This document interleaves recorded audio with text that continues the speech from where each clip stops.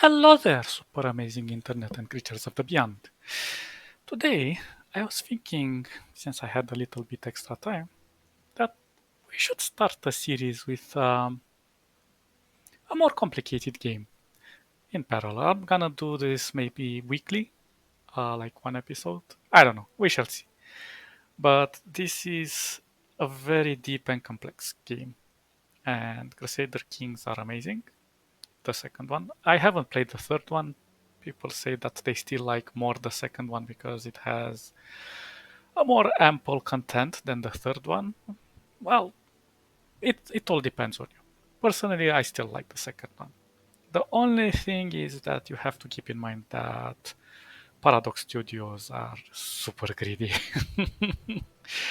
And although I have most of their DLCs, I just recommend three of them if you want to get the most of this game. The first one would be A Way of Life. The second one would be Son of Abram. And the third one would be Holy Fury. So, Way of Life is giving you some options to develop your character better. The Son of Abram improves on the religious aspects of the game, how the Pope works, and new holy orders, and so on. So it gives you a lot of options there. And Holy Fury gives you access to. Hmm, there are some crusades and stuff. I also think that Legacy of Rome gives you some. No, I think it's only Holy Fury that gives you access to more of those things. But the idea is this: um, the rest kind of unlocks other factions. Well, not all of them. This one unlocks a faction with the Islamic countries. Legacy of Rome gives you the ability to create the Roman Empire if you're into that. Sunset Invasion. Well, I never really dwelled into this one. It's interesting, I suppose. I got all of this when they were on discount, so don't go crazy on them because they're expensive, in my opinion. And I got them during my year, so it took a long time to gather them all. So that's why I wanna do a new gameplay with it. The All Gods is with the Vikings. They're really nice, but a little difficult to play, in my opinion, because of how their systems work. And how what it happens after one of your ruler dies, then the whole continent gets dispersed to your children. So it is difficult, in my opinion. Charlemagne. I don't know how you pronounce that. Gives you a few extra options and some new mechanics. Horse Lords is with the nomads, but you don't. It's like landless raiding adventures. I'm not really attracted to this. Then Conclave. This improves systems related to children, which is really important.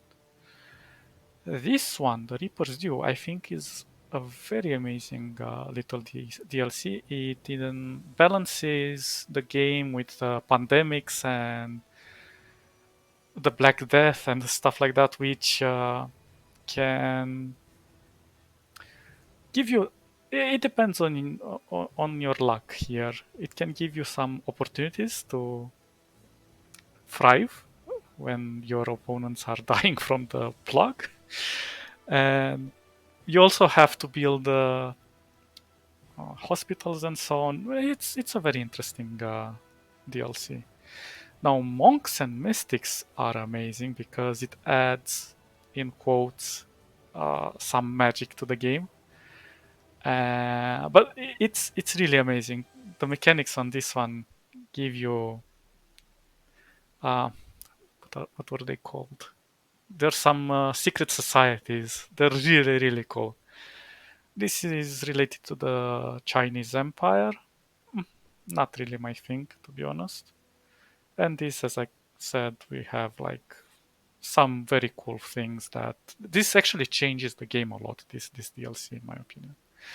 I they have this stupid thing like you have to subscribe now, and you have access to the DLC for like €4 a month, but it's really stupid. I mean, yeah, sure, it's an alternative, but whatever. I got all of these DLCs for like, I don't know, around 25 $30 or something like that, all of them together. But if you want to play like for 30 days, yeah, sure, this is a viable option. Now, for the content settings, I also added some mods. And these are mostly aesthetic, but some of them are very important. This one adds defines the borders better between the continents. It's very useful. This is some aesthetic fluff. Better forts makes forts more useful, more versatile. Because before forts were just like there for invasions and stuff. They're not extraordinary. Also, I made them undestructible when you build new holdings and stuff. This is music, destroy holdings. I don't know why this option is not in the game. Basically, when you take a new town or something like that, you have some holdings in there that, like a church or something like that, that you really do not need, and you have no option to destroy it. I understand maybe if you would have destroyed it and got some negative reputation with the church or with the town, yeah, sure, it would have been cool, but there isn't any option. So this one solves this issue. It gives you a bit more control over what you want to build. Music. Forts not consumed. This is related to better forts. Rich childhood. This adds actually more options to the DLC with the children.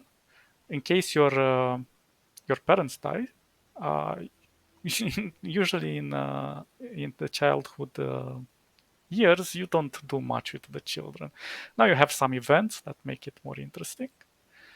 Uh, Ultimate tooltip. This is really cool because the tooltips in this game don't offer a large amount of information that is really important to you. So this one is a must. I highly recommend you have at least this one. This with the personal castle, well, this one is more just like end game content if you want to have extra things to build and build your own projects, and it adds a lot of flavor to the game. They're very expensive though, so it's towards the end. And this one, they're not active. These are related to Elder Scrolls, and it changes the map and the factions and so on. And this is to The Witcher. But they feel like entirely different games if I activate this. So we're just gonna go with the vanilla thing. So, when we start, if you haven't played Crusader Kings in your life, we're just gonna start from scratch. It has a lot of mechanics, it's very deep, it's very complex, but also very cool. So, if we go into single player,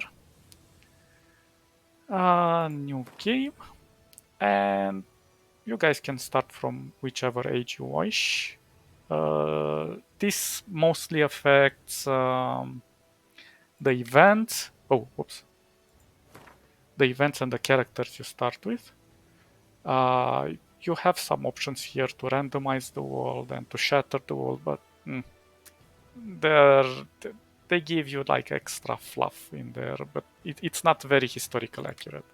So I'm gonna start with this era, but I'm not gonna start as a king because personally I think when you start as a king you don't learn all the basic mechanics and you have to figure out way more than you should. So we're gonna go with a custom game setup, and we have a lot of options here. We're just gonna select this option, just because we're starting on 1st January 769. I don't remember at which year it ends, 1000 and something. But there is an end date. Now, we're presented with the same characters as in the main menu, but what we are looking for is, so if we change between these filters, we will see that we have realms, we have counts, we have dukes, and then we have kings, then religion, then cultures, and ultimately the governments. So I know it looks intimidating at first, but personally I think we should start with counts. And we can zoom in on the map. Middle click is to pan the map. Or the arrows. So if I would start the game, I actually like France, or this side of France, because it gives you a lot of. It's more united, let's say, against other threats, and it keeps you cozy. England, from what, or Ireland, is the easiest way to start. I think Ireland, yeah. And then some of these options to the east require some DLCs in order to start. I don't remember which exactly. And this is part of Africa. This is here. Let's see. What if I... Okay, so we have these options. There is no good or bad way to start this game. You can start as anyone you wish. But what I highly recommend is, like, when you start, you look here. Your account, or you can start with a Duke. Duke has more people underneath him. We can actually start as a Duke, to be honest, because us having these people underneath us gives us access to their armies. Well, not their armies per se. They help us with their armies. They have to listen to us because we are their Duke. But they can also rebel and run to other people. So it's all about diplomacy and betrayal, hate, love, and so on. So if we would to start with him, he has this part of the map. But obviously we can also start with a count and work our way up to become a duke. It's not impossible. We just have to wait when he dies, marry his daughter, or so on. There are many options. As a king, the king has West Francia. It has this part, and Middle Francia is our enemy at the moment. At one point, these two continents, sorry, these two little kingdoms are going to combine into an empire, or part of an empire. But if we would be to start as a count, this sets the difficulty here. So, but most of them are difficult regardless. Let's see, the Duke, on the other hand, has less difficulty because he already has part of this.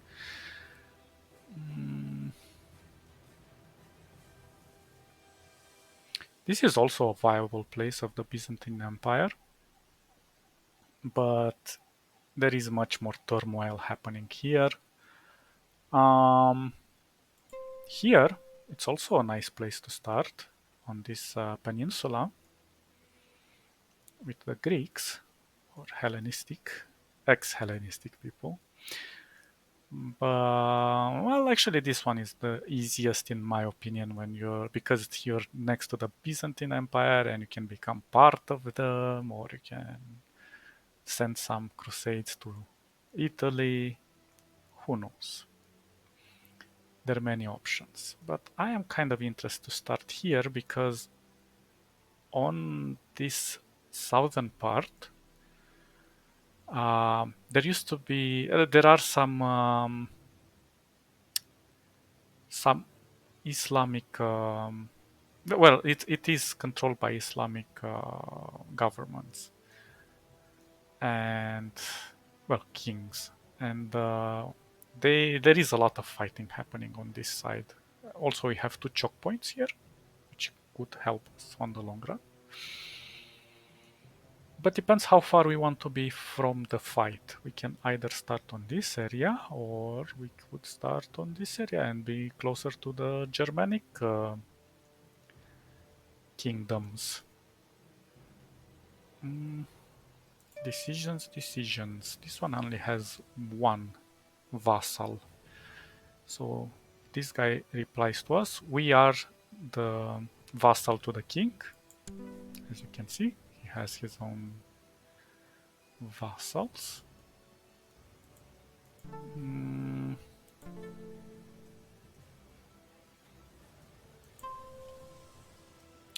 This one is very tempting. It has a lot of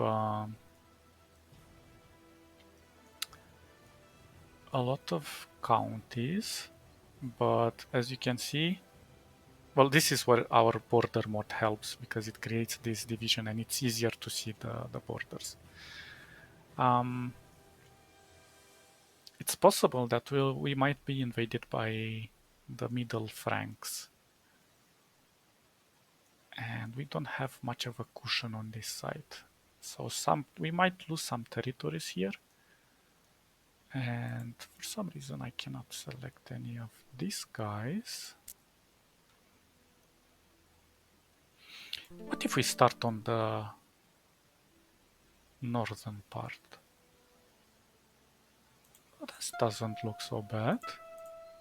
We don't have anybody here, so everybody's here for himself, so everybody's a count. I would actually start with...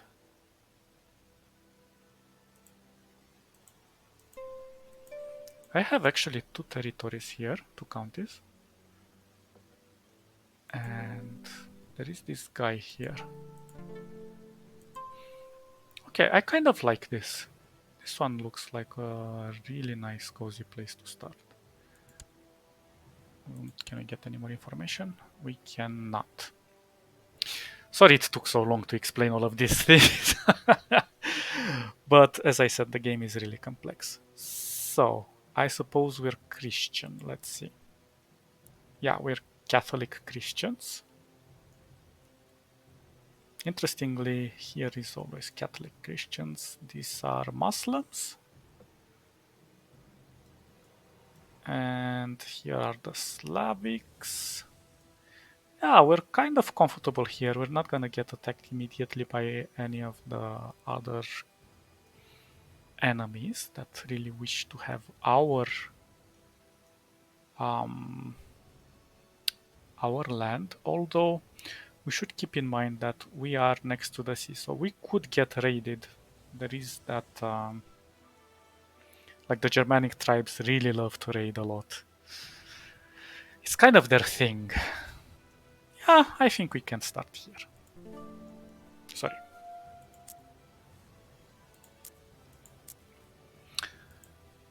Okay, so let's play. Now, let's look at this. I'm gonna keep... We have to play with some of these rules because they're very important. So, minor epidemics, major epidemics, dynamics, delayed, historical.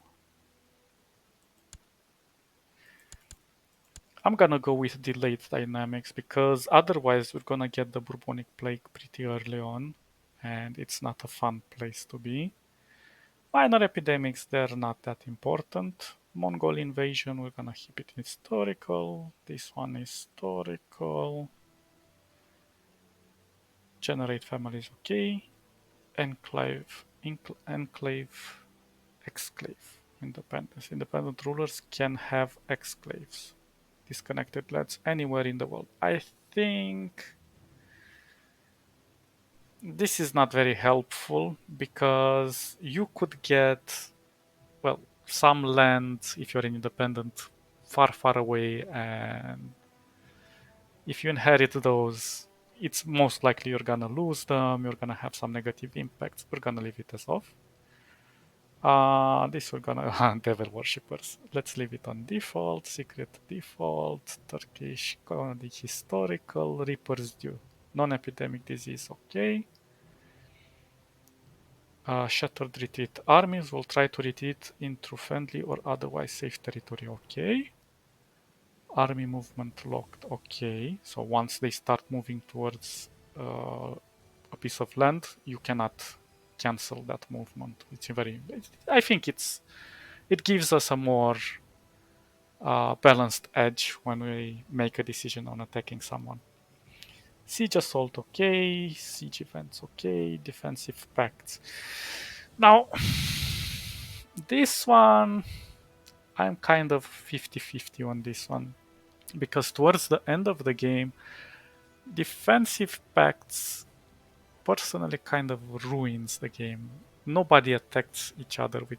Well, historically speaking, this is the correct way. Defensive pacts assured that big kingdoms or big empires didn't attack each other if they respected the defensive pact. Otherwise, they would get destroyed by everybody in the pact. So, I would turn this off, to be honest. It keeps the game more active. Gender equality, we can give it on default if you want to play as a queen and so on. Supernatural events, yes. Absurd events, yes. Dynamic de jure drift. We're gonna leave it okay. Assimilation duration, okay. Culture conversion, we're gonna leave it on default. Default. Religious conversion, this one could. It's on a default. Yeah, leave it on default. Raiding historical. Can we delay it? Nope. Adventurers. Yeah, leave it on default. Interfaith marriages. Well, this one. Leave it unrestricted because you could marry like a Muslim and a Christian, but then you're gonna have some issues along the way later on. So yeah, let's leave it unrestricted. It can be done even with restricted, but there are some metrics there that we have to keep into account. Mar matrilineal marriages. Okay, yeah. Custom realms, never mind. Story events, vassal theocracies. Okay. Invite to core default. This one is a very important thing, but we also have to keep it as default, otherwise it might get out of hand later on. Diplomatic range, okay. Yeah, this can stay on default. Defensive attrition, yes. Pagan reformation allowed. Regencies, well, okay. Assassination, well, here is like where you can kill everybody or you have to plot with everybody to kill them. I think plot only is safer, or at least more balanced. AI seduction, leave it on. I love this one. Intrigue, dueling. This is a nice one. You can actually kill somebody by dueling and take over their territory, but it also depends on you, how lucky you are. Yeah, we can live with that. Tiles named after dynasties, cultural title names, multiplayer. Well, this isn't already. This is related to multiplayer. Demon size. We're gonna, let's see, unlimited.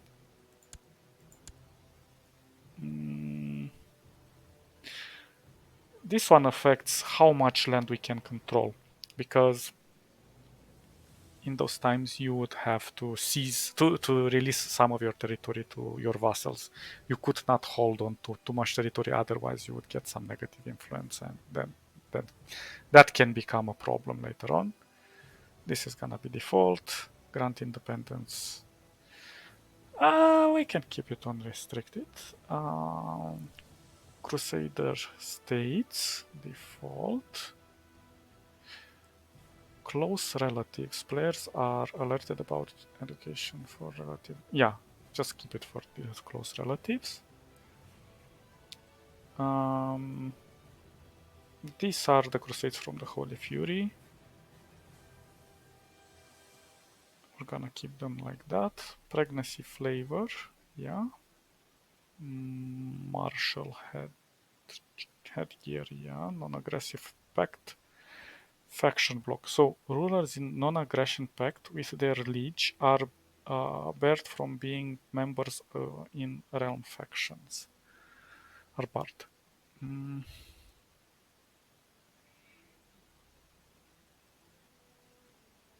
I don't know about this one, to be honest.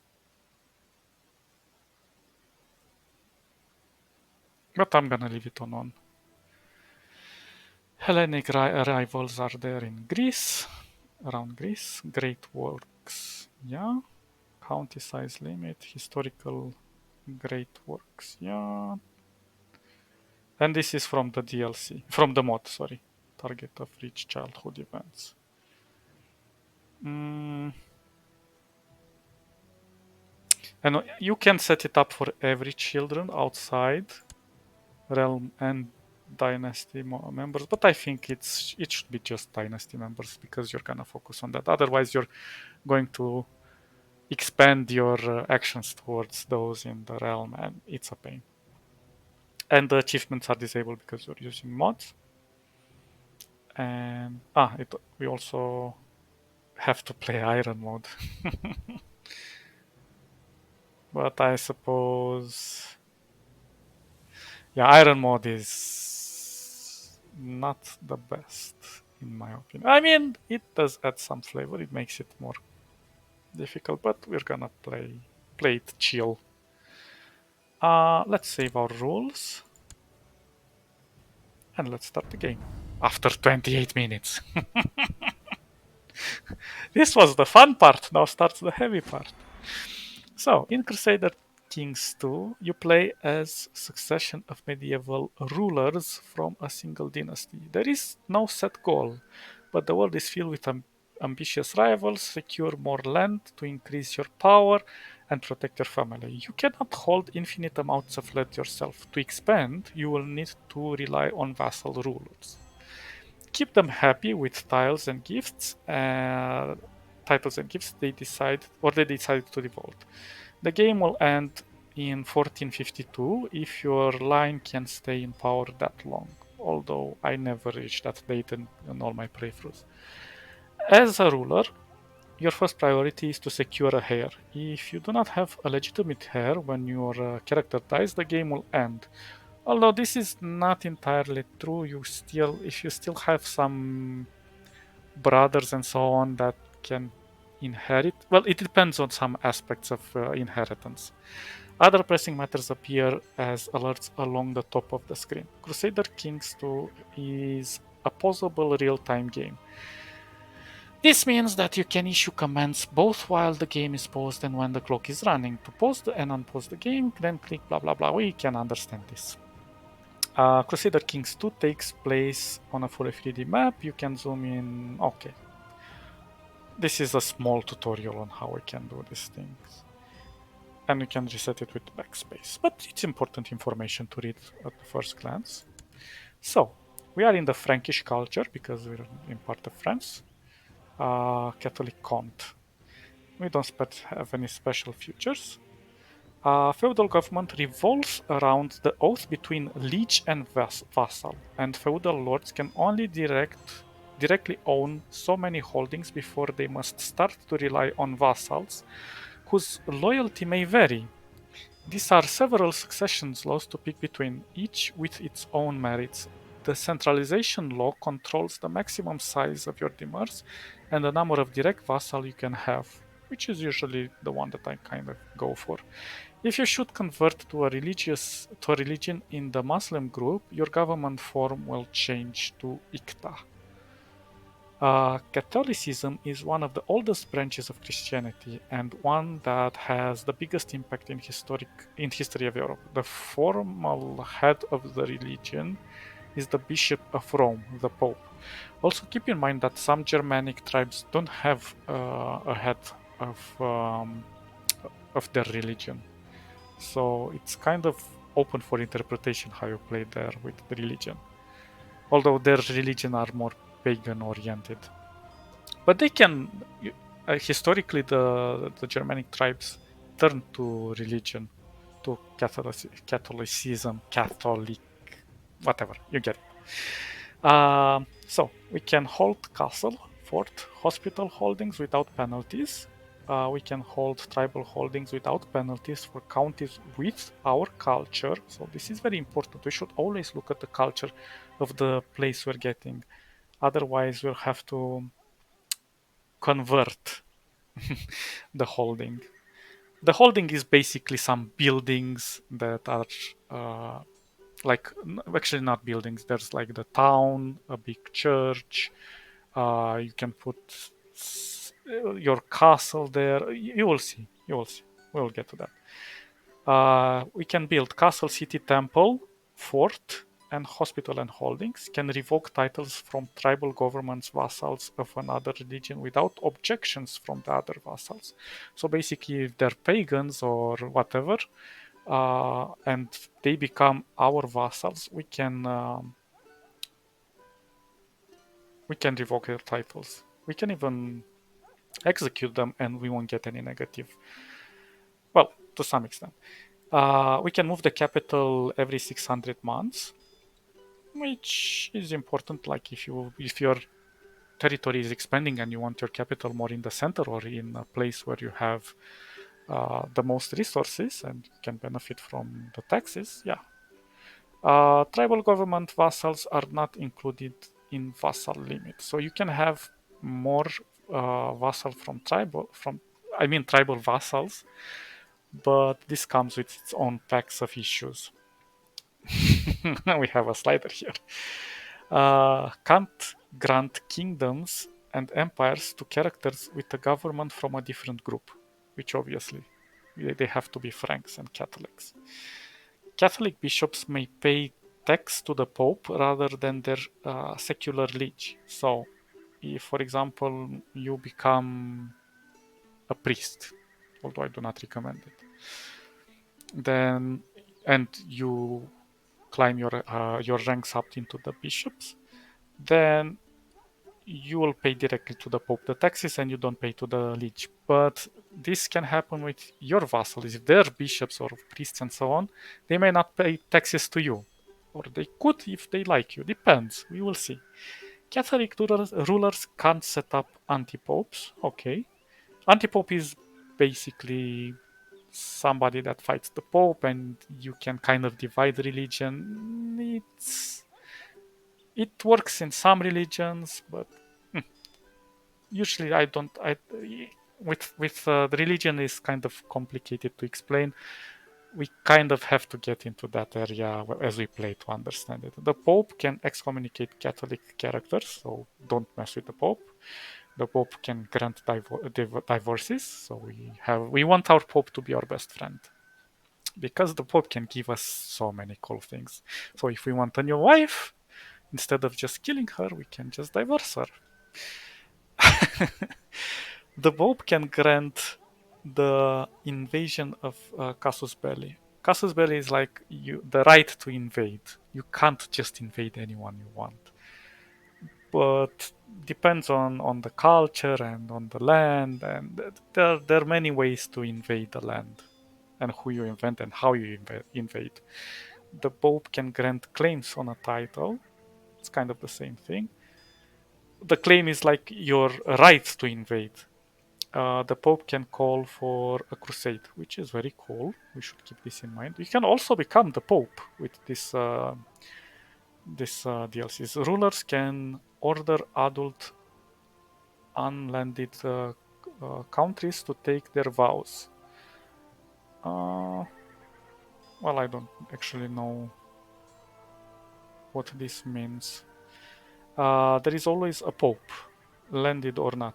Interestingly enough, you can take the lands of the Pope. Of course, you'll piss him off really, really bad, but once he gets his lands back, because there are mercenaries in this game, so if he takes his lands back, oh, you better watch out. Okay, so right now we don't even know. If you remember when we started the game, I said we started with these two lands, but we don't exactly know how to see our lands. So we have the same filters we started at the beginning, but we have some extra things. So we should look. Our realm is in the Kingdom of West Francia. Diplomatic relationships. So this is us. I usually play in diplomatic relationships because it shows me who doesn't like me, who likes me, and so on. But not necessarily. We can scroll through this. Um, Religion. Well, this is general. Oh, this one is Christian. I don't know what's the difference here. He's still Catholic. He might be of Germanic descent.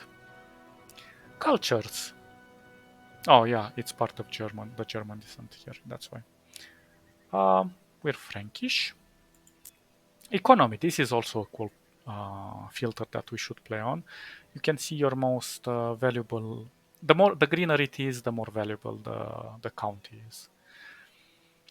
Um, the jure duchies. This is basically showing you the territory that should be part of, like this section. For example, have only sorry, we have only these two lands, but we could have a claim over this land. Uh, yeah, so the map is divided into a number of counties. Each containing a number of landed holding, castles, cities, blah blah blah. Counties are ruled by a count, and holdings are ruled by barons or cultural equivalents. Don't worry with all of these names and so on. You will learn them as you play. The holdings are the basis of the game's economy and military system. Uh, holdings provide tax income and military levy. Castle are best levies but least tax. Cities are rich but have poor levies. But actually they're not that poor. In large numbers they can be very good. But to be honest, the most profitable for you in terms of army and taxes should always be castles. Try to push for castles. I think the game doesn't allow you to destroy cities and so on. But usually I try not to destroy cities because they have their uses. Um, so you can have limited slots to play around. Temples are both rich and provide good levies, but are hard to defend. Yeah, that's true, but mm, mm. So they're kind of in the middle, but don't expect too much from them, because if the priests can pay their taxes directly to the Pope, and you don't see anything of those cash. Counties have religion and culture representing the broad population layers. The people of a county tend to dislike rulers of foreign culture or religion, which can cause peasant uprising. So basically, if you're a Muslim and you take over this, you somehow inherit this county that is Christian, they will hate you for it. Counties also have different levels of technological advancement, which can tend to spread from one county to its neighbors. This is more like a subtle mechanic and it's in the background. The capital holdings of a county is always held by the count. The other holdings can be held by anyone's. Okay. So I was saying that. Oh, oh, it's disabled this hint, whatever. So we're holding these two lands, but we could expand onto this one because it's part of the, what is it? The de jure. De facto and de jure. De facto means something that is. De jure is something that could be. You'll learn this one. These terms as you play. De jure kingdoms. This is in case you're a king and you have access to these lands that you can conquer in your name because you have you're allowed. And then de jure empires, as I said, the huge Francia Empire, and then there is Hispania over here. But this is like for emperors, and emperors are over kings. Kings are over what are they called? Counts, and counts are over vassals. Then revolt risk. This, to be honest, I never encountered too many revolts, and because if you play it right and you play it chill, people will never raise against you. Dynasties, well, this one not very important. Opinions, also not that great, but yeah, you can sometimes open here. Direct vassals.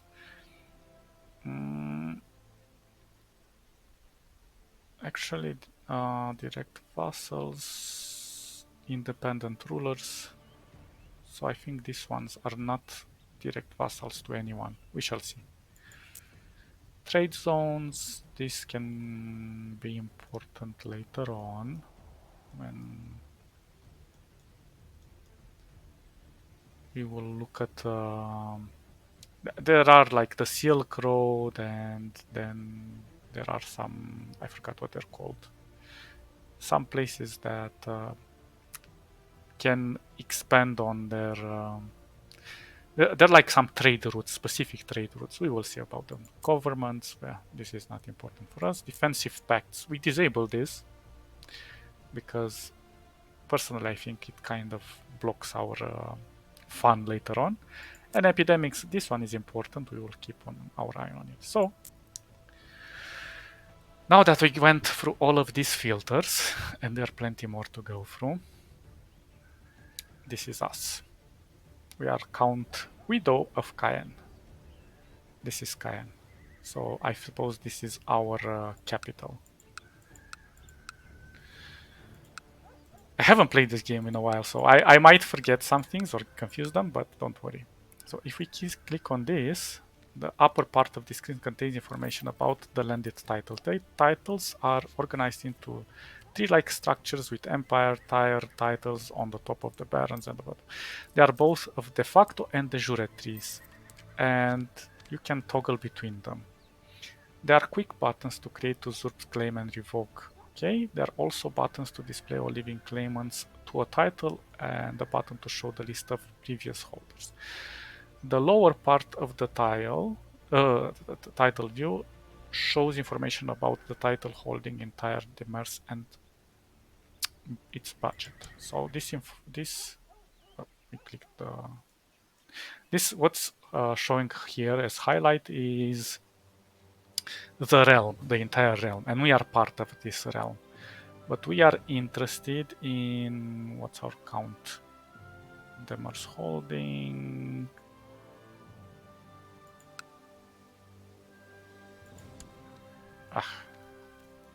How do I click it? Okay, like this. So this is our capital. And we see that we have the city of Bayeux and bishopric of Domfront. To see those, these are the two ones. This is a city and this is a temple. So we have these two. Line of succession. So the king is going to take our place if we die, our lands. So let's make sure we don't die. And if we look at the de jure, the de jure usually shows us the extended. So if I'm gonna click the duchy, we could expand into these two territories, because these two territories we already have two, and actually three here. Sorry, and this one could belong to us because we're part of this duchy. Okay, and let's see.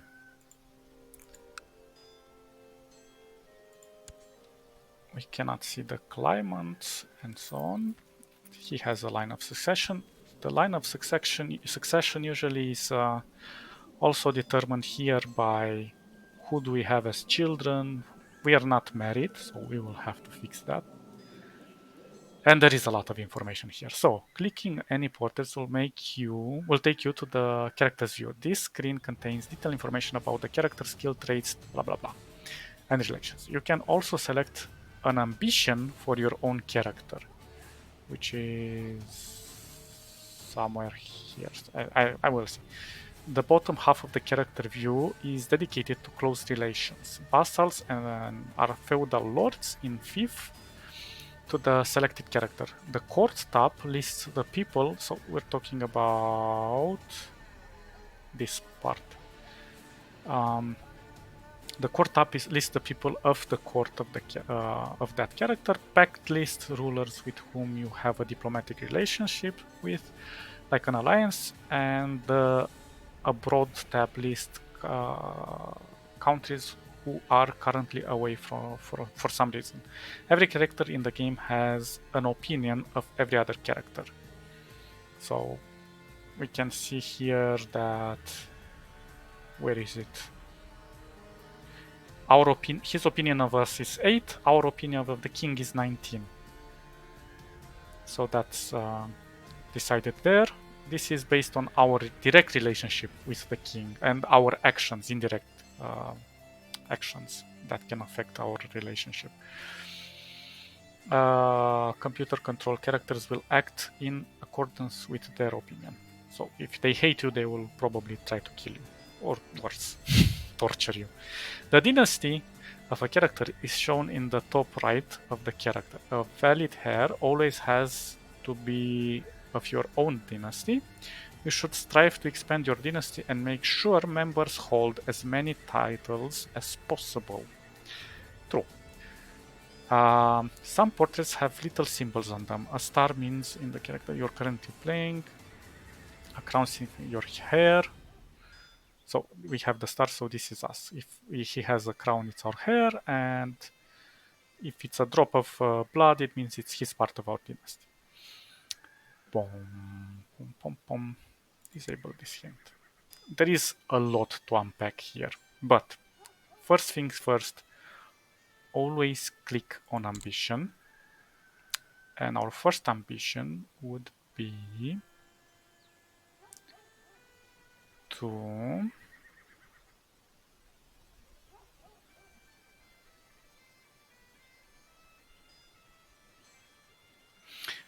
have a hair.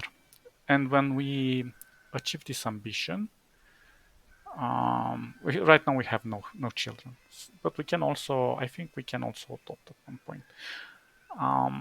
So these conditions over here we become available to us when everything is checked. So what's with red, it shouldn't be available. If it's with red, it's not going to be available with us, obviously. So while we activate this, our fertility increases by 20%, so it increases our chance to have a child. And when he reaches 12, you may choose to introduce her to the realm, if you so choose. This kind of makes it easier for the child to develop relationships with the vassals early on, and with the king, probably.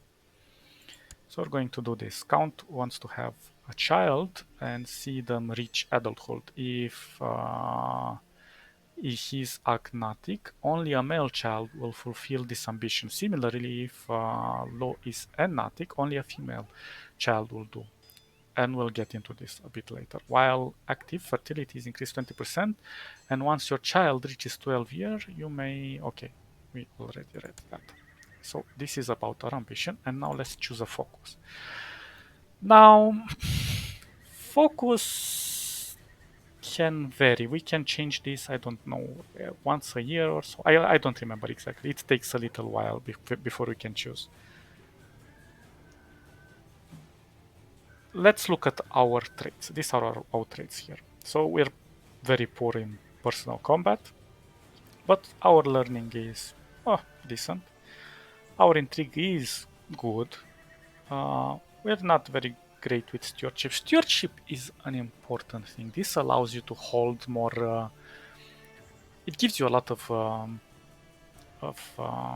benefits, especially controlling more land. Martial, well, this one is not really important for us right now. And diplomacy, it's okay-ish, I guess. But if I would want to improve, I would go with straight up stewardship. But since we don't have any children, I would kind of want to improve our seduction. And this increases our fertility and sex appeal and intrigue by 2. And since we're going from 9, it might actually go to an 11 now. So we cannot change it until 1774. We are in 1769, so in 5 years.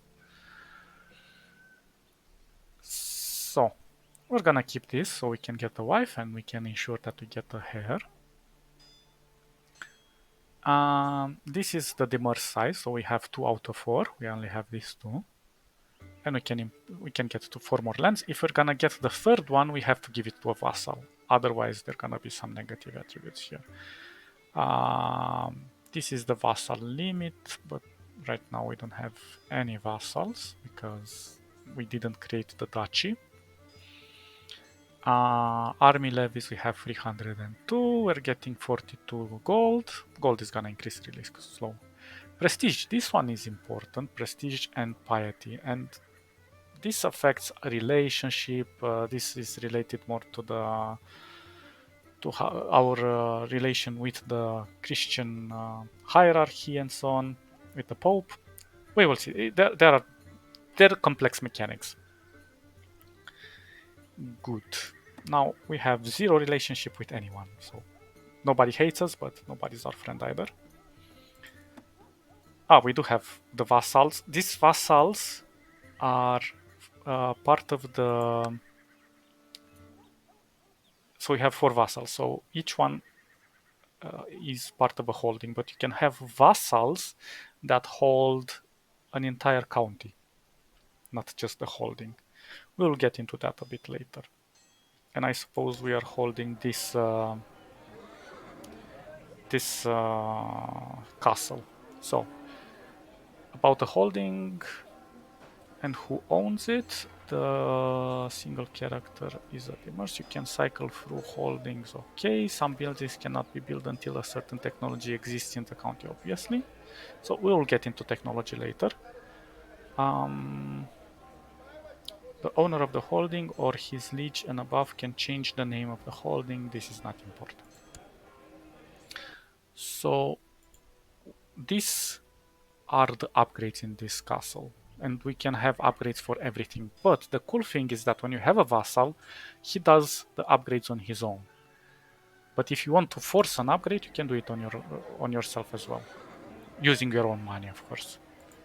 But as you can see, they're pretty expensive, so we won't get into that.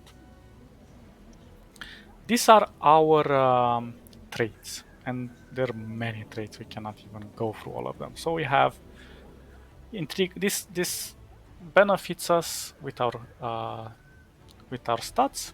So we have dutiful cleric.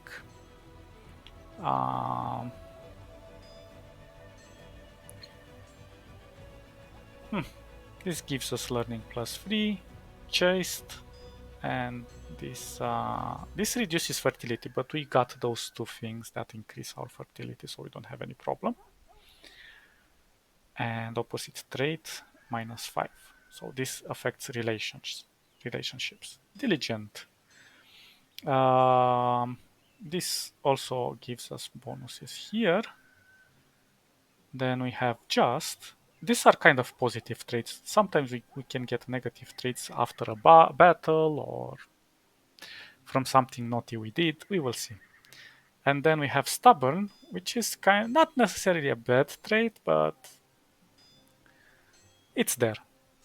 So right now we have these two counties, yeah, the titles you own, and we have a claim over this county. Oh, we have over this county. That's interesting. We shall see.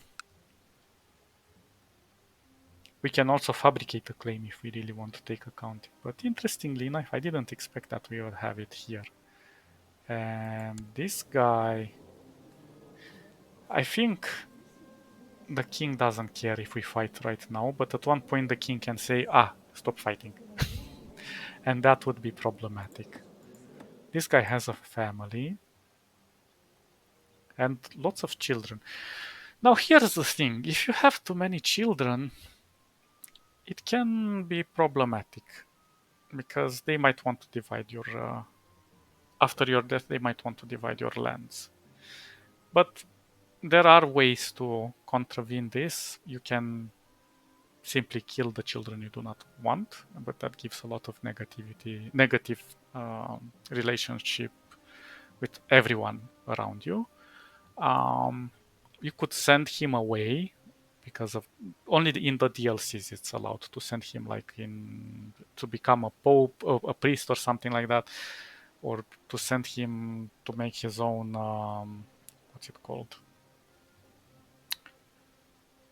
I forgot. It's like a mercenary army and start bringing you money from afar. There are many options here, but usually you could just limit yourself to only one male heir and have multiple girl heirs, and they can marry and bring you other lands and so on, but you can mostly control this by instituting what kind of inheritance law you want to give for your lands. We will get to those in a moment. So, also we have some here. The treasury, bloodlines, great works. This is from, I think this is from the mod. I'm not 100% sure. Lending armies. I highly encourage you to disable this. Don't go into battle by yourself, especially if you have personal combat skill -12. If you're really strong, yeah, you can lend your armies. Otherwise, you're gonna die in battle, and it's a short-lived reign. And kills. This is how many people we killed. Now, we said we want to marry somebody. And here is the family tree. You can see that our father is a bishop, which is interesting. And realm tree, this is related to... I don't usually use this. I don't even know how to navigate this. With right click. So the king and whatever he's holding. Yeah, this is the king, and we're part of his realm tree. Okay, so we want to marry. Let's click on marriage. Now, there are a few ways we can find somebody in our court to marry. We can search for somebody to invite to our court to marry from another land or whatever. Or we can look here and see who's available for marriage. Now, one important thing that the game doesn't tell you is that your wife improves your stats. So choosing a good wife from the beginning is very important. So I usually go with stewardship because this, in my opinion, is the best stat overall. This one can impact, like she's gracious. So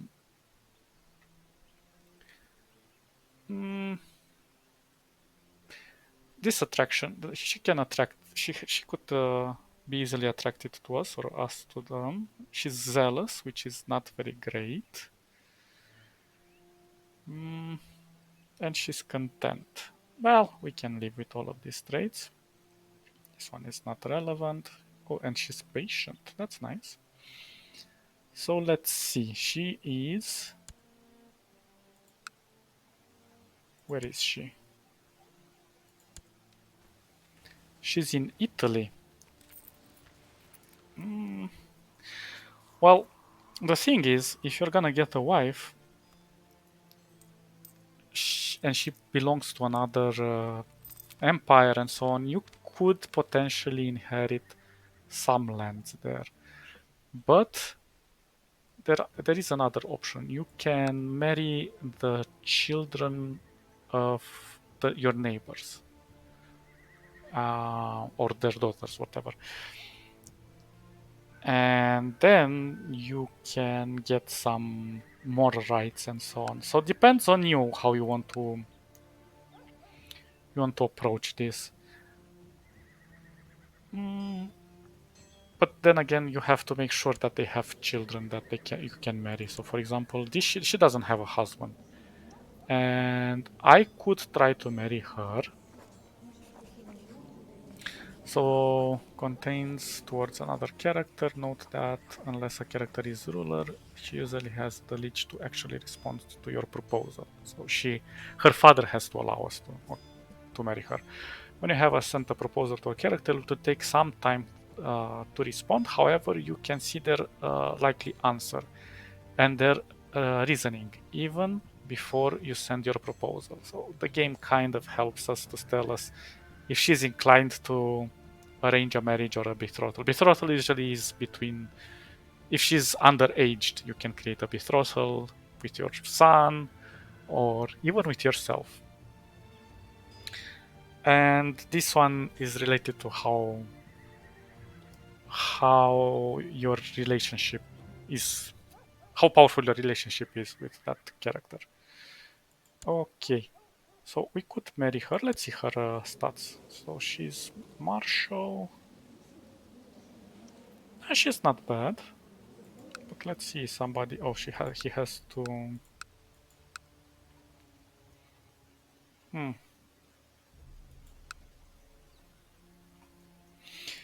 We could marry, and afterwards we could be sneaky enough and kill his other children, and it's possible that our child can inherit this land as well. But it's tricky, and you have to develop a lot of relationships. Now, there is also another benefit. If you marry, you create a what's it called, non-aggression pact, and that can help you to ally and later on attack your mutual enemies, or an enemy that attacks one or the other. So let's see this guy, because this guy is here in the center, and I have a casus. I have what was it? I always forget. I have a claim over this land. So if we would marry, he doesn't have any daughters. That sucks. Um, hmm.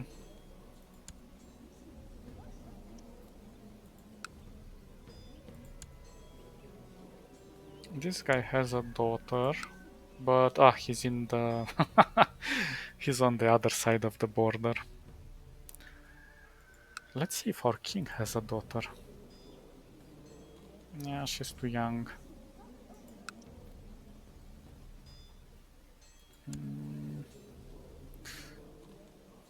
This one doesn't have a daughter either. We're a bit out of luck here. This guy is on the other side of the border, so he cannot attack anyone inside. This one doesn't have a daughter either. They're dead. Damn it. Let's see someone closer. Well, we are kind of out of luck.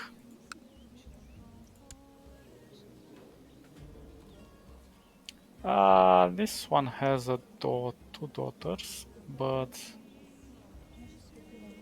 he has a very small land, so he cannot help us much.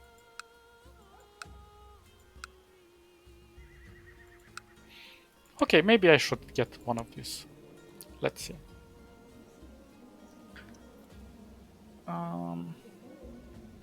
So she has. Oh, she's kind of bad. Let's see the other daughter. Not that great.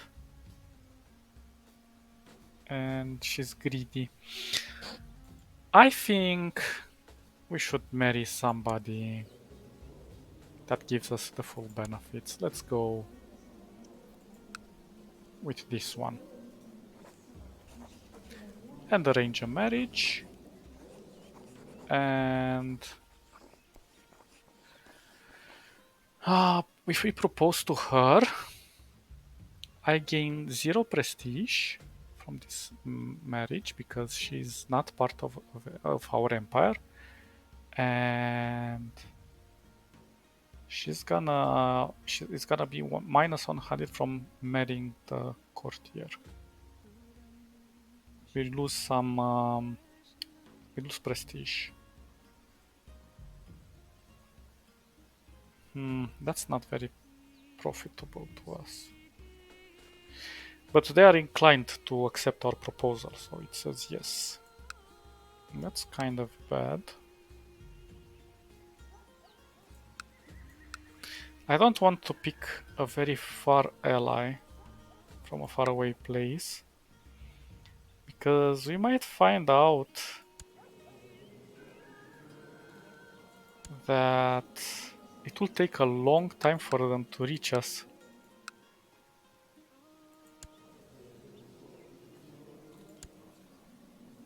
Oh, she looks interesting.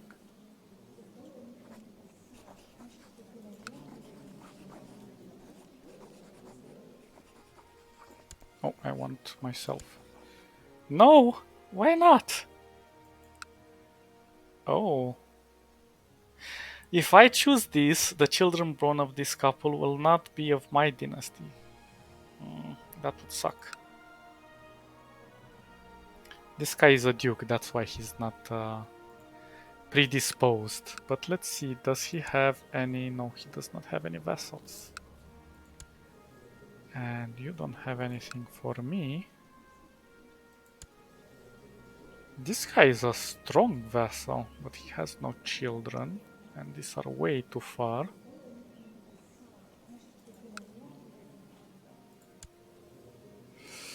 Well, I guess technically we could also marry the grandchild, or granddaughter actually, sorry. But it's not very profitable for us. Let's see, maybe this one has a granddaughter. Nope.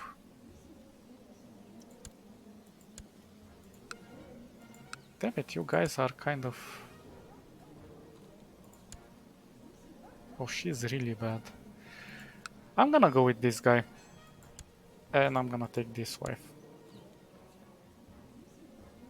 Oh, she's greedy as well? What the hell? They're both greedy. Because her... Ah, damn it. Not great choices in my opinion. Okay, then let's try somebody else here. She's 6 and she is gluttonous. She's gonna get fat. We don't want her that much. And she also she's very ambitious. That might create problems. This one is a bit more balanced. But let's see where she is from. Oops. Oh, she's from Italy as well. You know what? I'm gonna get that one. That's greedy. Wait, where is I lost my bearings. Was it? I think it's this one, yeah. So she's... Oh, she has siblings. 7724 17. I think she's better. I'm gonna get her. Let's arrange a marriage with myself. No. Well, this is very sad. Why do you hate me?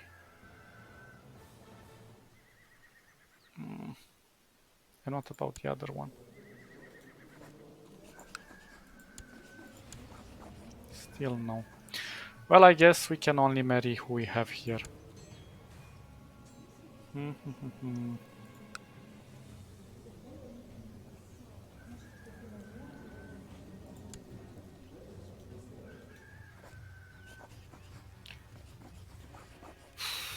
This is complicated. I'm gonna go with the other one. The first one, let's see. That's it, I'm gonna lose some prestige, but what can we do?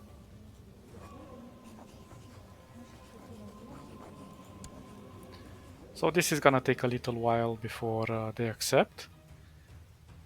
We have solved this issue. We can right click and we can dismiss for now. These are the titles. Every ruler has a council to help them administer the realm. Each of the 5 positions of the council has a primary attribute: diplomacy, martial, stewardship, intrigue, and learning. The council skill value is added to the rulers for all matters of state. Councilors can be sent to a county on the map to perform various jobs. For example, the court chaplain can be dispatched to convert counties and the characters in them to your religion, which is really cool. Characters will like you better for being entrusted with a position on the council, but they will also resent being dismissed from it. True. Some characters dream of attaining a council position. Granting them their wish will make them grateful towards you, which can give you some favors later on. But before we even add somebody,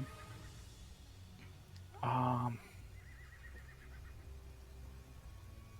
well, not the titles. We already have positions.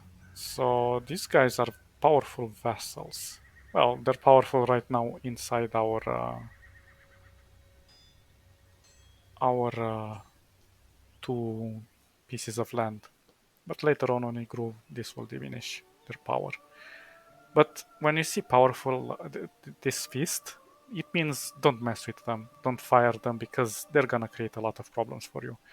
This guy you can eliminate, but then you're gonna upset the Pope, so don't do that. Also, well, not that much, but you can replace him. What I highly suggest that you do though is keep in mind how much they're contributing here. So for example, oh sorry, how do I go back? This one. You can appoint somebody else. So you can look, this guy is with diplomacy, so he is related to this stat. You could appoint somebody smarter than him on diplomacy. And this increases your options to benefit from what he's doing on the map. So he can go and statecraft. Improve relationship with other vassals. This one also improves relationships, and this one fabricates claim. This is important if you want to take over a piece of land and you want to fabricate that claim in case you do not have a claim over that land. So the higher the stats here, the better they are. A little trick that most people don't know about is that you can go to this, wait, where is it? This little filter here is called find characters. You can select search all, and this is a global thing. And you can look for example, this one. You see he's 25. That's huge, but he's minus 11, so he will not come to our court. And he's also from this represents that he's out of our diplomatic range. We cannot reach him, and he's from a Germanic tribe probably. And you already see these guys have negative. They wouldn't they wouldn't accept your invitation. They're Slavic. This one is interesting because he's Catholic and he's only 8. So one way to invite him is to send him a gift, and after you give him some cash, let's see how much he wants. 15. Well, it's possible, and he raises his opinion and he can come to your court. And then you can replace the guy that you have there. So I would highly encourage you to look for. You can also select my religion here to make it easier. This guy is like so. This one will come. So he's 18, so he's much better. Also try to look at their traits. They're not extraordinarily important at the beginning, but later on, if they gain more power and so on, they can affect how you develop your relationships with other lords and so on. So they can create some mischiefs. You also have to keep them happy. The name of the game is keeping everyone happy if you want to have the best outcomes. Otherwise, if you make everybody angry, they will kill you in ways you cannot foresee. And I'm not talking direct attack. They're like plots and lots of things that can happen. So I would be inclined to invite this guy, but I don't want to fabricate a claim just yet. What I'm interested, to be honest, is in this. But there is a problem. She's a woman. And I don't think she can have a position in the council as a woman. Let's see. Appoint a steward.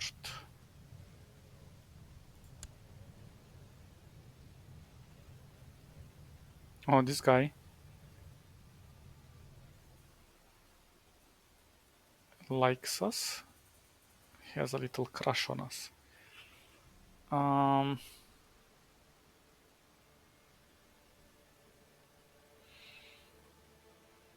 Well, this one isn't bad. Usually if they're over 10, they're okay. 10, 15, around that area, they're okay. But if they're really low stats, then that's bad. Personally, I would get a steward with the highest number and a spy master. These two, in my opinion, are the most important ones. And we will see why in a moment. So, even though they're strong, we can kind of fix these relationships later on. So let's see. Find a character. And this one is much easier to invite. Let's send him a gift. And then let's invite him to court. He already, yeah, this one didn't change. You have to play to start the timer in order to do that. So we're gonna send yes. And I'm looking for a spy master. This guy is very powerful. He has 24. So I'm just gonna invite him to the court. So we already have what we wanted. I'm also gonna invite her to the court. Maybe I should have waited with the child. With the marriage, sorry. But still, we would have lost prestige anyway, because she has no title, no nothing. Maybe later on we can take her as a concubine, if we change religion and so on, but we will see. So, we sorted this part out. We're going to wait for those two guys to come and we will replace these two. We will give them titles afterwards. These are important. The commander is the one that leads your armies, so keep them around. This is a shorter version of your council. And Leech Council is the Empire Council. You can be part of this one. If I'm not, or no, I'm not. We can aspire to become and talk to the king, and there might be some events that can allow us to get in. We shall see. Now, laws. This is where we will have a lot of work to do. So this screen allows you to change the laws of your demers. There are two main types of law, succession law and regular law. Succession law determines who is the rightful heir. Regular law concerned to matters of governance. Succession law are difficult to change because different succession law completely alter the dynamic of the game. Different groups of people will tend to like or dislike different succession law, depending on how it affects their chances of succeeding. Kingdoms and empires have access to a special set of law called crown laws. These come later on. This affect all de jure vassals, not just those who are de facto part of the realm. However, infidels and heretics outside of the de facto realm remain unaffected. Kingdoms are also unique in that they have separate succession law, even if they are currently ruled by the same king. Therefore, United Kingdoms might well split up and once more be ruled by two different characters when the old king dies. True. The character who are currently second and third in line of successions are called pretenders. They will usually dislike the current heir and even the current ruler. So, we have agnatic, which says only males can rule, and absolute cognatic, which says women inherit on the same grounds as men do, but we cannot choose it. I think, yeah. At the moment, we have to become holders of these things, and we have to check to have these conditions enabled. And then we have elective galvanic, galvalkind, sorry. I highly discourage you to use this one because these are divided to his children and the primary heir who is elected from among the member of the ruling dynasty. The law defaults to primogenitor.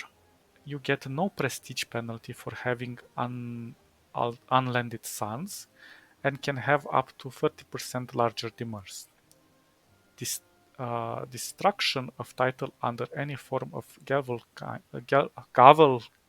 kind succession is not allowed. On succession in kingdom and empire, new kingdoms might be created for younger sons if possible. Junior heirs always get the choice to declare independence without a war. Seniority, which personally I'm not inclined to go towards this. I usually go to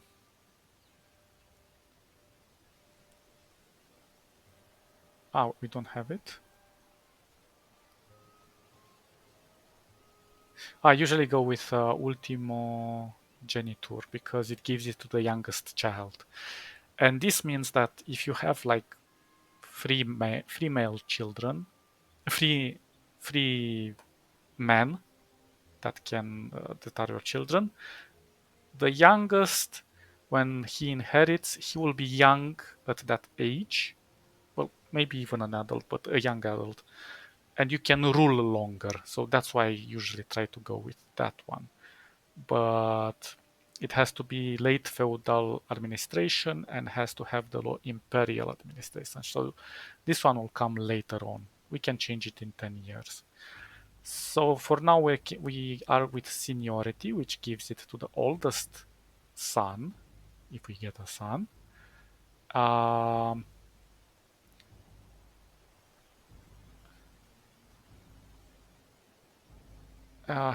so the oldest member of the dynasty inherits all the titles. Sorry. so he doesn't need to be the son. He can be a brother or anything. And this means like if you have a brother and a child, the child will not get the the inheritance unless the uncle dies. Then primogeniture means that only the oldest son gets everything. Elective monarchy. The ruler of each lower rank vassal can nominate a successor from among themselves and legitimate children and siblings of their ruler. Dukes are valid electors in both kingdom and empire. Elective succession is very popular with the vassals, but they will not approve if their liege personally holds too many elector titles. So if you choose this, you can lose all the titles, but your dynasty can still survive in some capacity. I don't really encourage you to select this one, although they can choose you as well, or your child, because you can make him part of the vassals. Who knows? So we're gonna go with seniority for now.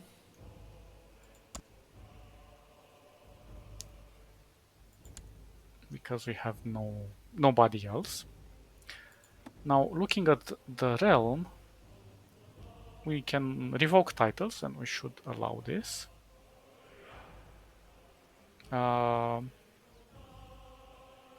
We can revoke some vassals and so on, and some vassals might force you to lose this title revocation later on, but we shall see. Obligations. This will change later on. You can play with this. This depends. For tribal, you don't have any. I mean, if you have any tribal lands here, for example, you can force this, but otherwise it does not have. On this side of the map, it has no effect, at least to my knowledge. Hey Ben, in the chat. So the church. The church I usually would push towards the taxes, but not too much because then they get pretty angry. And nobles and burghers, these are related to the castles and the cities. I would ask more for levies, you know. Okie dokie, let's see councils. And here, if you well, right now we have everything, we can rule everything, but later on we can take power from the council depending on how we grow, and then here there can be some issues later on, but it depends. Our technology was fairly static in medieval times. Nevertheless, certain advances were made over the centuries, so technology is very slow. In Crusader Kings 2, every country on the map has separate levels of technology. So some continents have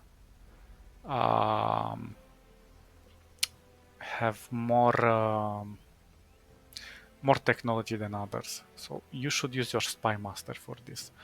All rulers above the rank of county accumulate technology points in each of the three groups based on their attributes. These points can be then spent to increase the technological level in their capital. Technology can be also spread to neighboring provinces between the merged provinces and the trade zones. While the technology view hovering over a county on the map will... Okay, so this shows you how much technology you have over the map itself, you see. Some have less, some have more. But for example, if we develop a lot of technology here, eventually it will increase the surrounding areas. So I highly suggest that you develop technology in your capital, if possible. Not right away, but... And it does require some money, and it's very expensive.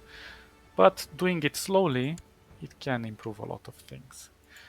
Now, military. This military right now is a bit complex to explain right out of the box, but this gives you an overview of military assets and allow you to raise your levies and those of your vassals, either one by one or all at once. So if you select, this is personal levies and from our demers, and for all of our vassals, we click this one. Or we can go on the map and raise them manually. The vassals type lists all of your direct vassals and their opinions of you. So here, so the more they like us, the more soldiers they will give us. Okay, this is what they said. The less they like you, the smaller the part of their levies they will send when you raise them. Vassals will pay for maintenance of their troops even when under your control. Therefore, vassals will dislike. So if we keep them more on the map, on the military map, they will start to lose our respect. We will lose their respect. Sorry. The mercenaries tab list is available for mercenary companies that you can hire. They're very professional, but they're also very expensive. So be careful when choosing this. The Holy Order, this one is the coolest one. List the great religious knighthoods. They can be employed like mercenaries, but instead of gold, it will cost you piety to raise them. So that's very important. However, you will still have to pay for their maintenance. The Holy Order appears on their historical foundation dates and will only fight against heretics and infidels. So we can't send them against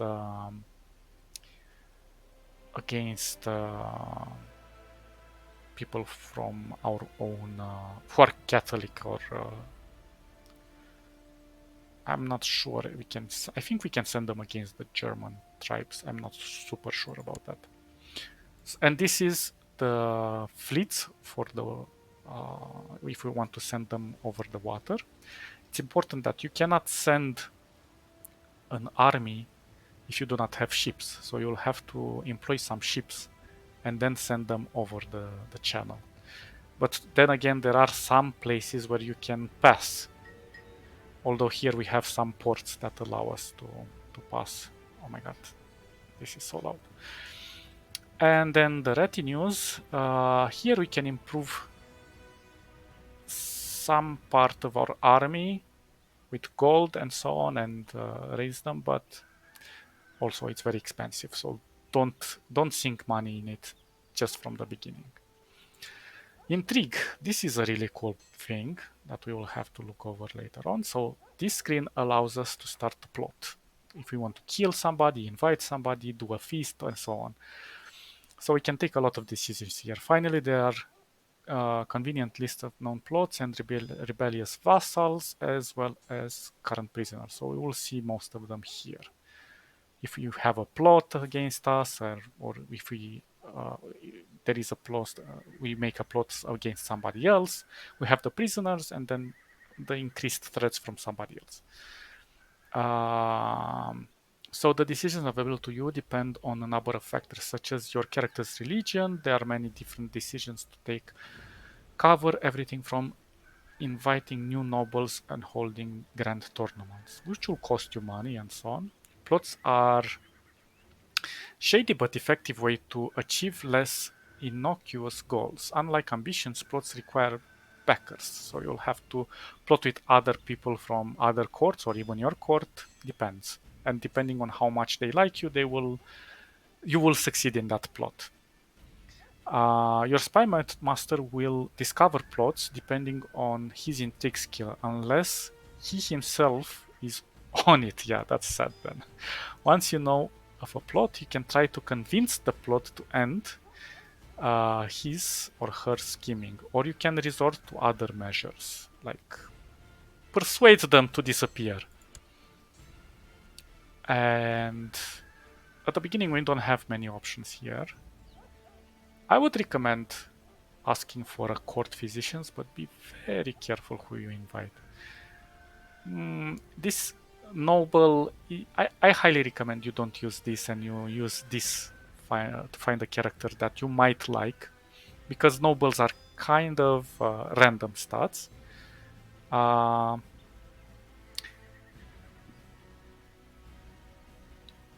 Has caught your eye. This is like if you want to invite a noble woman that you can marry or create her as a concubine and so on. Still, I highly recommend that you find somebody and invite directly to your court. You can borrow 300 from the Jewish merchants, and this mechanic is usually abused because you can take the money from the Jews and then expel the Jews, and you have 300 at your disposal. But I don't think we should jump into this one. Let's roll it slow. Search for a smith is not necessary at this stage. Buy indulgence, really not necessary at this stage. And you see you have the expel the Jews if you want to get their money. Hold the feast, we will have to keep our eyes on these ones. These are the most, hold feast and summer fair are some of the best things you can do to increase your vassals' loyalty. So I will invite a physician. So you have sent message and scout out in all directions to scour the realm for skilled physicians that would be willing to take up residence in your court. Word should reach you shortly if they manage to find a suitable candidate. Hopefully they will not bring back a quake slaver, a salver, sorry. This means that they might be insane, or they might be inadequate, or they might actually try to scam you. So I hope I do not have to wait too long. Usually they come pretty early. We will lose some titles on succession, but right now we don't even have a heir, so we will probably get... we won't have to bother with that. No heir in your dynasty, it's okay. We will keep that one to kind of know which one is we have to conquer. Then we have factions. Here you can see an overview of the factions active within your realm. This one activates a little later, but we will get to them. Vassals will create factions against their liege with specific goals in mind, such as lowering crown authority or placing a pretender on the throne, which can also be you.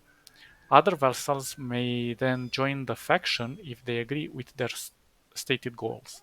Once the factions become powerful enough, its member will present their liege with an ultimatum. If it is refused, it would spark a civil war, which can be also a good opportunity to make cash in war. There are a number of ways to make vassals leave their factions. You can dispatch your spy master to scheme in their territory. You can increase their opinion of you with bribes, or you can simply hope for the best and have them assassinated. Note that if there are several members in a faction, one of them will always take the faction leader's place if he or she leaves the faction for any reason. This upper section of the screen lists the faction that your vassals have formed against you. They will, okay, if you have a liege in the lower section, you will know. Yeah, so this kind of helps you. You can also create your own faction, and these are the reasons why you would want to create it. Independence could be one of them, but obviously we cannot do anything right now. And there is no guarantee that somebody will join, and then again, somebody could push the king could start asking us to finish our faction and not rebel. Then religion. This one we will play later on because there are a lot of things here that we can do with religion. With the Pope, we can get money from him. He can help us gain land if we want. The Pope is very good to have as a friend. So, this view summarizes the state of your religion. Most religions have a formal head, like the Pope, the Caliph, or the ecumenical patriarch of the Constantinople. Religions also have a moral authority value, which affects how fast heresies spread and how easy it is to convert countries and characters to the religion. The chief pontiff of a region has various special abilities like calling for a holy war or granting a divorce. If the moral authority of a religion is too low, these abilities are disabled. It is a good idea to have a good relationship with the chief of pontiff in order to make use of his powers. That's true. You can also influence him. Also keep in mind that look how young or old the Pope is, because he's 69. I don't think this guy is gonna live too long. If he's in his 20s, 30s or so, try to approach him, but otherwise, if he's old, avoid it. The Catholic faith is a bit special since the Pope is considered God's representative on earth and he has more power than other religious heads. But there's a catch. Many bishops feel more loyal to him than to their secular liege and will send their taxes to Rome. One way around this problem is to set up an anti-pope, a puppet pope who will do what he's told. So basically, the anti-pope could also direct some of that cash to you. There are many ways to play with the anti-pope. Another way of ensuring friendly bishops is to change their kingdom law to crown or free investiture law and nominate loyalists to your bishoprics. So basically, you can force the bishops to pay the taxes to you, but again, this comes later on. And the last tab with societies, which is my favorite, here, depending on your skills and your likes and so on, you could join like an order. This gives you some benefits, like sending your heirs to become part of that order and so on. You can also get army from that order. Hermetic Society, I think, gives you advances in technology and so on. This is more related to the Germanic tribes, which you can be part of, both of them. But my favorite one is this one. This one has some really, really amazing things and is very balanced. Like, if you try to abuse it, it's probable that you will experience some very negative effects. Also, you could experience some very interesting effects like expanding your life and not necessarily becoming, well, you could become immortal, but it's very sneaky. Immortal in quotes because you can still be killed. You just won't die from old age or disease. It's really cool. We will play with this. I really love this one. And you must be a sinner to apply to this. That's the only thing. This one, you have to be part of. But also keep in mind that you have to be hidden in your society because if you're found out, well, that will be very problematic. So we have covered this part.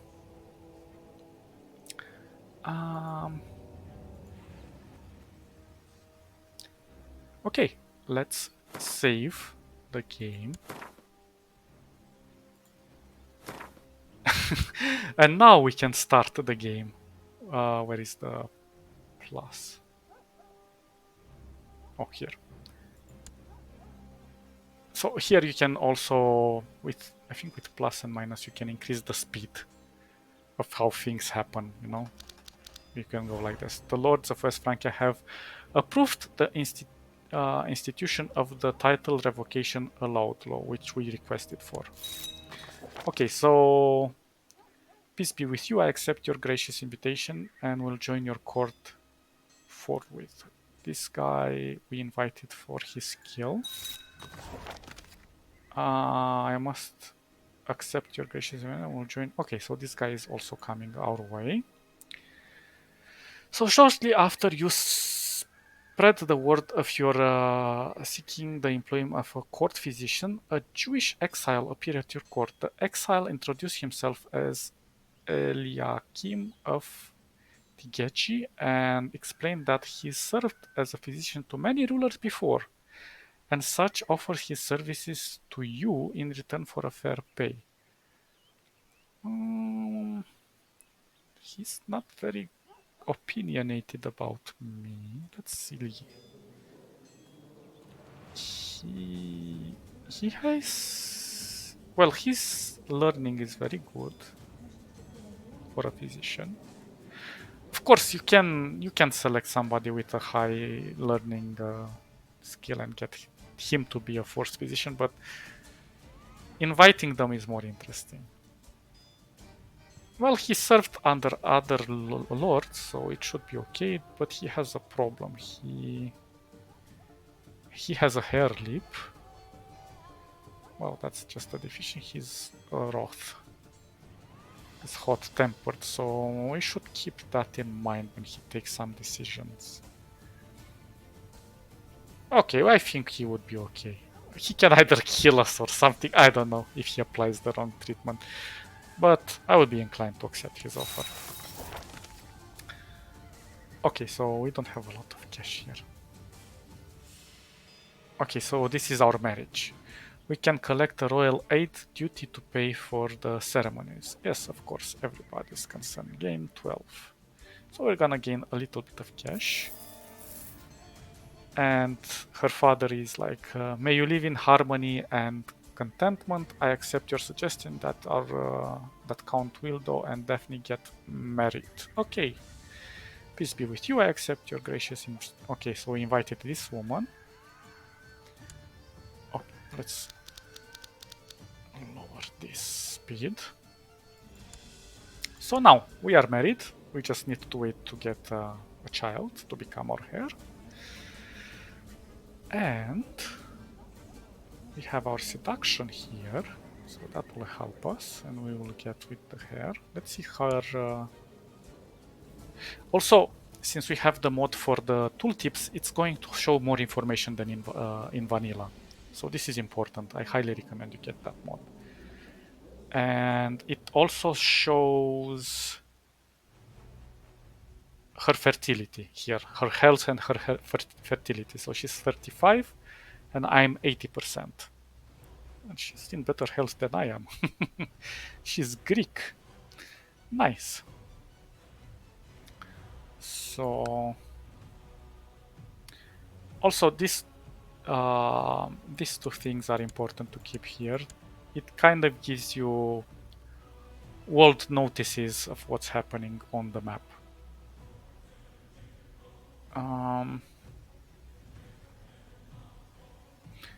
There are some things here, but we will get into this later on. They're not very crucial right now. This toggles the minimap. And this changes the song, if you have a problem with the song. Okay, I suppose that I want to check where is our land. I have a possibility to declare war on him. But if I declare war on him, he has 3 counties. Now, I should... Oh wait, I didn't... Who did I marry? Oh damn. I thought I married this. Well, we're not gonna get any support from him. Or it's not worth developing any relationships with him. So we should try to develop some relationships here. Let's see, this guy has a low opinion of me.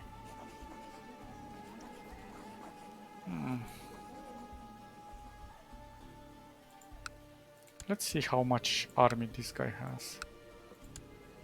458. We have no chance against him. With our 300 poor bastards. And we have to... We have to cry a little bit here.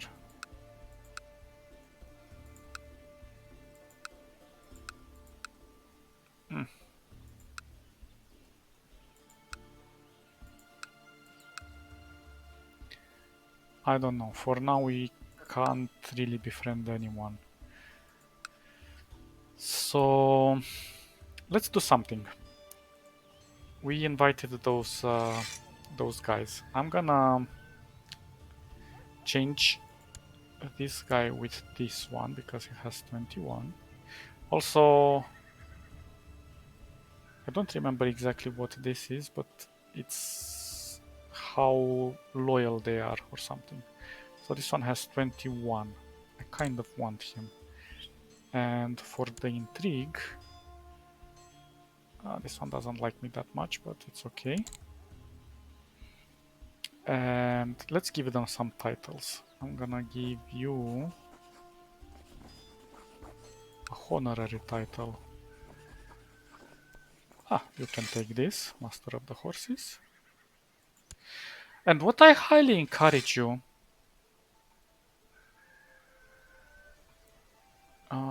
where is it? Oh, here. Designated Regent. Always apply this to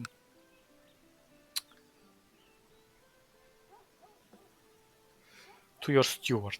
Because in case you're incapacitated or you die and your child remains in power, he will become the regent of the... He's like a temporary ruler for the child until he becomes of age.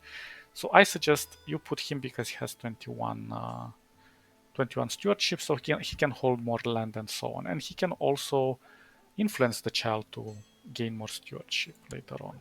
So let's keep him. It also gonna make him happy. And now we have to make this guy happy. So I could give him... I'm gonna give the court tutor, I'm gonna give it to... Could give it to her.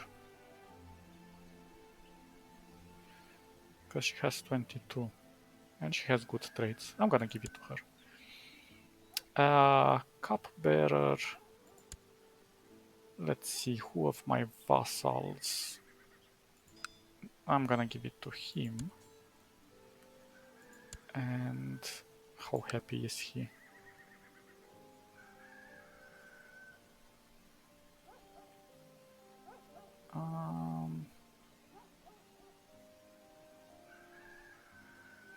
This guy is very unhappy with me. Well, I took his... Well, we're gonna survive. Let's see. How are they? Can I give you another title? No, I can only give him gifts, but let's not jump into gifts because we don't have a lot of cash. Let's give this title to you. Okay, to this one, and this title to this one. At least appease their anger. We can also auto-assign commanders, which is not really a bad thing. But if you do that, at least try to always put the best commanders in charge.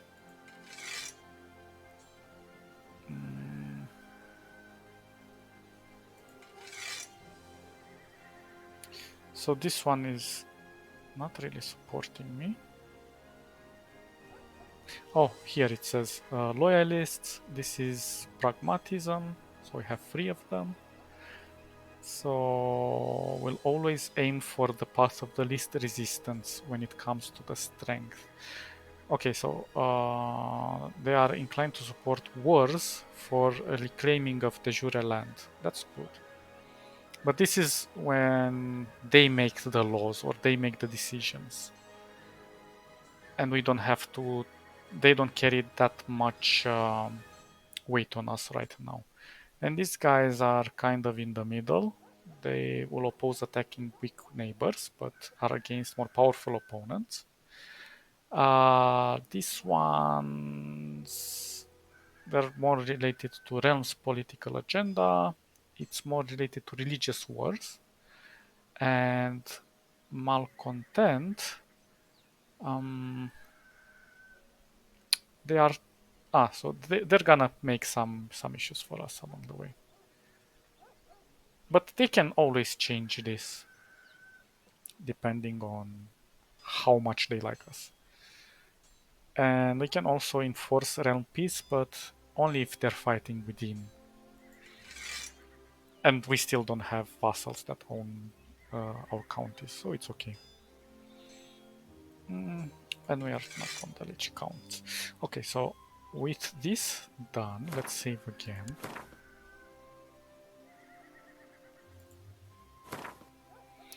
And now let's go back to waiting and seeing what's gonna happen in terms of events. Because right now we can. Oh, actually, wait. We should do something. We should put our people to work. So, one important aspect is to look for technology. So, if we click on technology,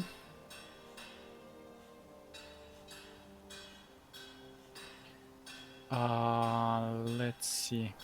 We can click on these things. Now, this is interesting because I think we should develop the purplish it is, the more technology there is. But I think I want to develop this cultural first because it improves our relationships and so on, and this will take a long time to develop. But some of them also work on their own, so when you see some wheels turning here, that means they're advancing. And there are a few places where we can get a lot of technology, mostly in Constantinople. But I fear, if I remember correctly, there was one. Oh, Constantinople is here.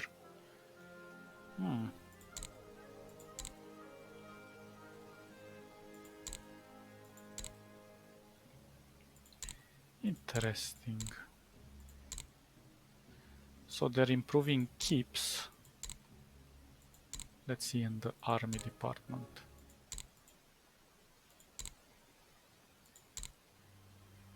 Siege equipment, military. Noble, population, religion. Religion would be awesome, but I think we should start.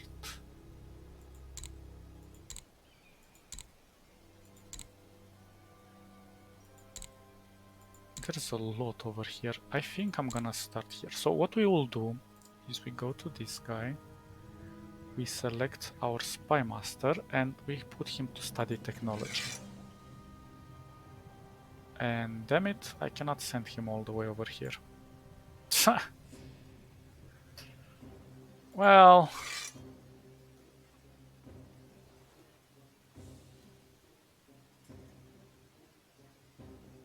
so this is how far we can send him. Let me look at that technology again.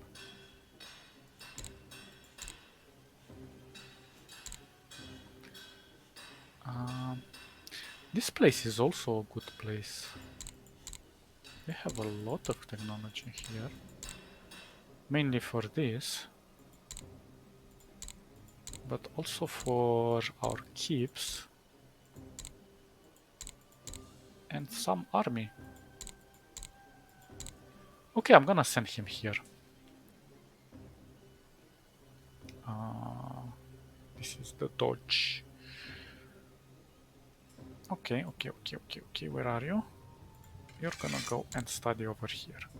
That's one thing we sorted out. Second thing, we want to collect. We can also research economic, but I think we shouldn't jump into that. I want to collect some taxes. Wait, first of all, let's see our economy. So we're doing poorly here, but this will develop over time.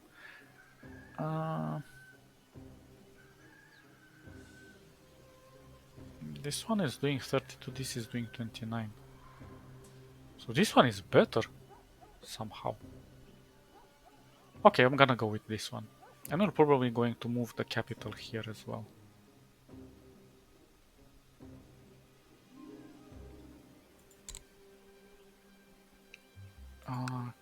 Let's see. Make a capital. Okay. And what else can we do?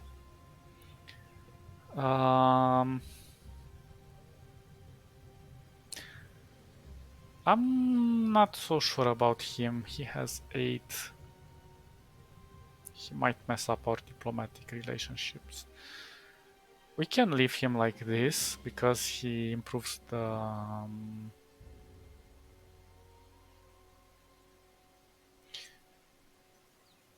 well, this is kind of a passive thing, so we can keep it like this. I don't know, it locks it. For some reason, I'm not sure if it's active or not. This one... this is to reduce the cost, but if you have retinues for the monthly cost, suppress revolts not necessary. Send your marshal to increase the size of your levies in a county. And research military tech tree. Well, he's not super powerful. I could train more, but I think this one has to be active for the levy to reach 25. So I would rather let him do some research in the army. And this one, I don't want to do. Improve religious relations. He's a 12.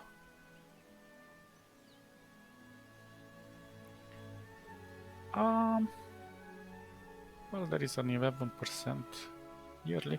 Actually, I'm gonna go with cultural tech tree. There we go.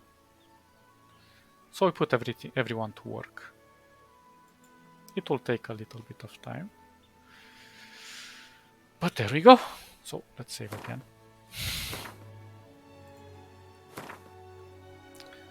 And now if we just play normally, let's see what happens next. You have to wait. Be patient. So my liege, the people of Venzia have proposed beyond our own technology level. I have managed to study their advancements, and the documents enclosed here should help us reach their level. I hope you will find this to your satisfaction. Your humble spy, Albert. So we have 33 chance to go into military, and okay, this is really wonderful. So we are advancing. Let's look at our technology over here. Oops. So as you can see, these 3 wheels are turning. These 4 are turning over here. We're still not... only one is turning over here with religious customs. So they will slowly grow over time. That's important. So for now we can't do much, but also I want to do one last thing, which I think is the most important one, is to enable this decision as important and this decision as important. So when the time comes, I want to be informed that we can throw a feast or a summer fair. And sometimes it's gonna be a bit expensive. We should delete some of these ones. So okay, let's go. I hope it shows as important. Let's see.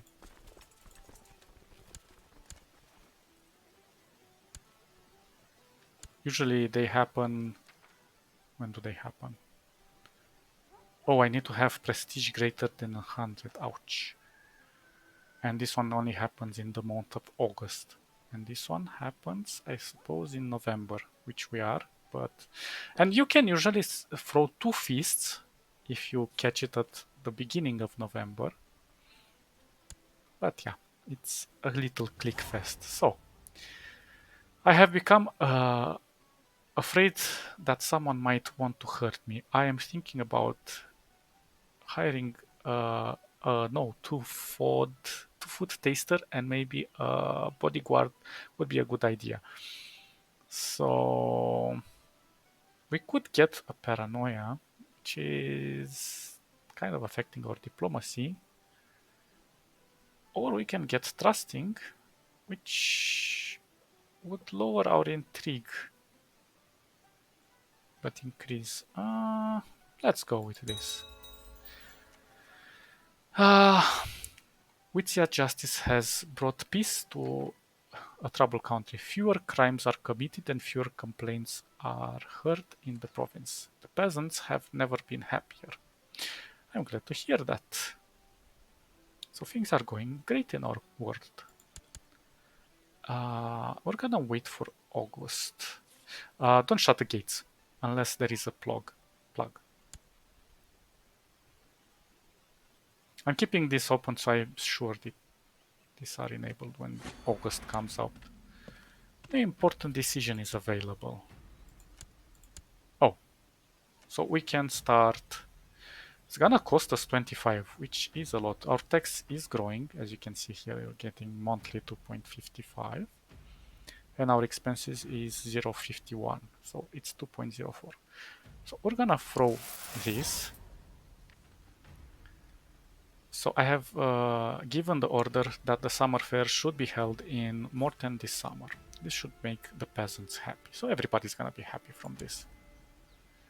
And now there should be some events.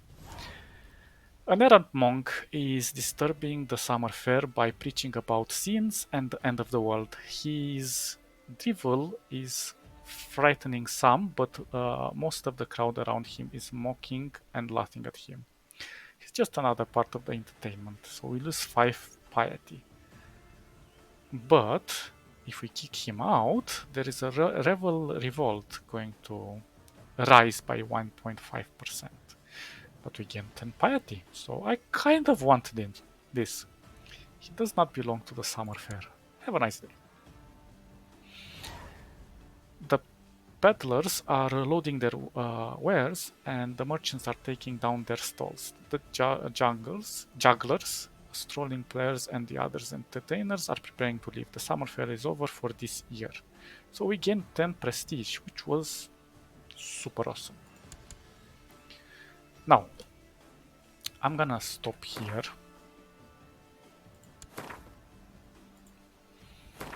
And we're going to continue next time because 2 hours is enough, I believe.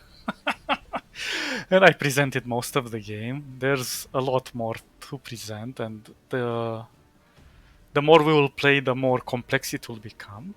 But I think you guys will enjoy this. I'm gonna try to do it once a week because this requires a lot of time. So thank you for joining me and creating our little empire over here. And see you next time. Stay awesome.